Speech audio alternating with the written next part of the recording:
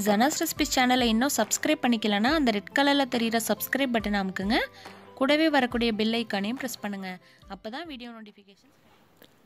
Hello friends, welcome to zanas recipes. நாம இன்னைக்கு lunch box ரெசிபியான தக்காளி சாதம் எப்படி செய்யறதுன்னு பார்க்கலாம். ஒரு கடாய் வச்சிட்டு 3 ஸ்பூன் ஆயில் சேர்த்துக்கோங்க. ஆயில் காஞ்சதுக்கு அப்புறமா கடுகு உளுந்து போட்டு நல்லா பொரிய விடுங்க. அதுக்கு அப்புறமா 2 பெரிய வெங்காயத்தை நீல வாக்குல கட் பண்ணிட்டு ஆட் பண்ணிருங்க. கூடவே கொஞ்சமா கறிவேப்பிலையும் சேர்த்து நல்லா வதக்கி விட்டுருங்க. இந்த மாதிரி சாதங்களுக்கு வெங்காயத்தை நீல வாக்குல தான் நறுக்கணும். சாப் பண்ண கூடாது பொடி பொடியா. அப்பதான் நல்ல டேஸ்டா இருக்கும். வெங்காயம் சீக்கிரமா வதங்குறதுக்கு கொஞ்சமா சால்ட் ஆட் பண்ணிருங்க. மறுபடியும் நல்லா வதக்கி விடுங்க. தக்காளி சாதத்துக்கு வெங்காயம் நல்லா சாஃப்ட்டா மசிஞ்சிரணும். அதுக்காக கொஞ்ச நேரம் மூடி வச்சிருங்க.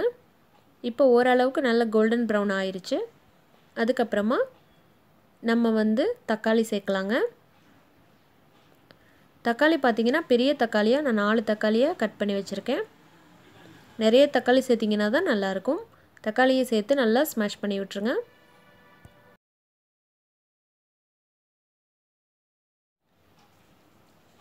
பாருங்க மூடி வச்சதுனால சீக்கிரமா நமக்கு மசிஞ்சிருச்சு. நல்ல பேஸ்ட் மாதிரி ஆயிரணும். அதுக்கு அப்புறமா இஞ்சி பூண்டு பேஸ்ட் ஆட் பண்ணிக்கோங்க.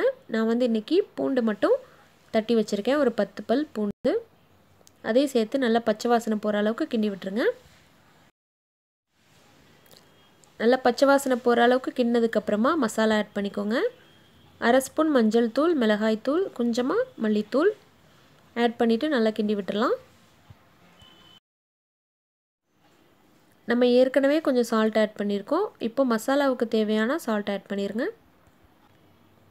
பாருங்க எந்த அளவுக்கு நல்லா மசிஞ்சிருக்குன்னு சொல்லிட்டு நல்ல பேஸ்ட் மாதிரி ஆனாதான் நமக்கு சாதம் போட்டு கிண்டுறதுக்கு நல்ல வசதியா இருக்கும்.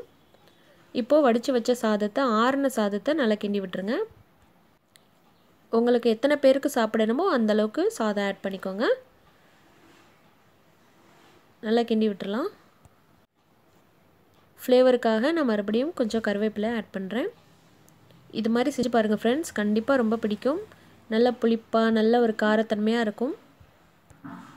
அவ்வளோதான், நம்ம தக்காளி சாதம் ரெடி ஆயிடுச்சு. இதே போல் நீங்களும் ட்ரை பண்ணிவிட்டு கமெண்ட்ஸை சொல்லுங்கள். இதை பார்த்ததுக்கு ரொம்ப நன்றி. தேங்க்யூ.